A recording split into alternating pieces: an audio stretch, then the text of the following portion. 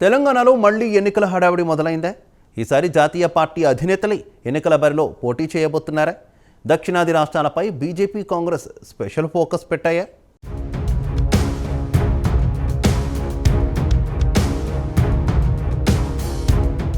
తెలంగాణ రాష్ట్రంలో అసెంబ్లీ ఎన్నికలు ముగిశాయి. కొత్త ప్రభుత్వం సైతం ఏర్పాటైంది. కాంగ్రెస్ పార్టీ అధికారంలోకి రావడం, గత ఎన్నికల కన్నా ఇప్పుడు బీజేపీ గ్రాఫ్ పెరగడం, బీఆర్ఎస్ అధికారం కోల్పోవడం చకచకా జరిగిపోయాయి. అయితే మరో 3-4 నెలల్లో పార్లమెంటు ఎన్నికలు జరగనున్నాయి. కాగా ఇప్పటికే ఈ పార్లమెంటు ఎన్నికలపై అన్ని పార్టీలు ఫోకస్ పెట్టాయి. రానున్న తెలంగాణ పార్లమెంటు ఎన్నికల్లో అత్యధిక స్థానాలు గెలిచేలా కాంగ్రెస్, బీజేపీ, బీఆర్ఎస్ ప్రణాళికలు రచిస్తున్నాయి.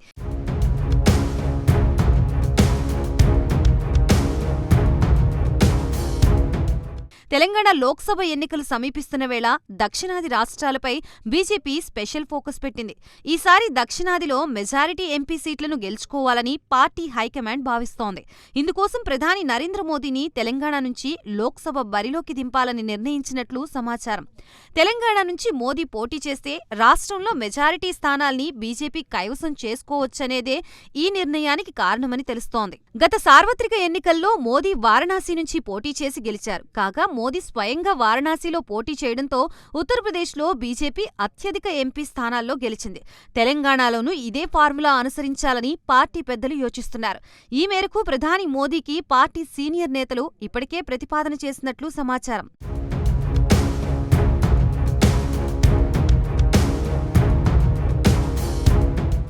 కాంగ్రెస్ అగ్రనేత సోనియా గాంధీ తెలంగాణ నుంచి లోక్సభకి పోటీ చేసే విషయంపై దాదాపుగా స్పష్టత వచ్చిందని రాజకీయ వర్గాలు అంటున్నాయి. ఆమె ఖమ్మం ఎంపీ స్థానం నుంచి పోటీ చేయనున్నట్లు సమాచారం. తెలంగాణ నుంచి సోనియా గాంధీ పోటీ చేయాలని గత కొంతకాలంగా రాష్ట్ర పార్టీ నాయకత్వం కోరుతోంది. ఈ మేరకు రాష్ట్ర కాంగ్రెస్ పార్టీ గత నెలలోనే తీర్మానం చేసి అధిష్టానానికి పంపారు. రెండోసారి జరిగిన పార్టీ విస్తృత స్థాయి సమావేశంలోనూ సోనియా గాంధీ తెలంగాణ నుంచి పోటీ చేయాలని తీర్మానం చేసి పంపించారు. దీంతో ఆమె సూత్రప్రాయంగా అంగీకరించనున్నట్లు సమాచారం. ముందుగా నిజామాబాద్, మల్కాజ్గిరి స్థానాలు తెరపైకి వచ్చినా ఫైనల్ గా ఖమ్మం నుంచి పోటీ చేసేందుకు సోనియా సిద్ధమైనట్లు ప్రచారం జరుగుతోంది. మొత్తానికి ఈసారి సోనియా గాంధీ తెలంగాణ నుంచి పోటీ చేస్తే ఆమె సౌత్ నుంచి పోటీ చేయడం ఇది రెండోసారి అవుతుంది. గతంలో 1999లో కర్ణాటకలోని బళ్ళారి నుంచి సోనియా గాంధీ పోటీ చేశారు. ఆ ఎన్నికల్లో బీజేపీ నేత సుష్మా స్వరాజ్ ని సోనియా ఓడించారు. చూడాలి మరి రానున్న లోక్సభ ఎన్నికల్లో జాతీయ నాయకుల పోటీతో ఇక తెలంగాణ రాజకీయం ఏ మలుపు తిరుగుతుందో అన్నది.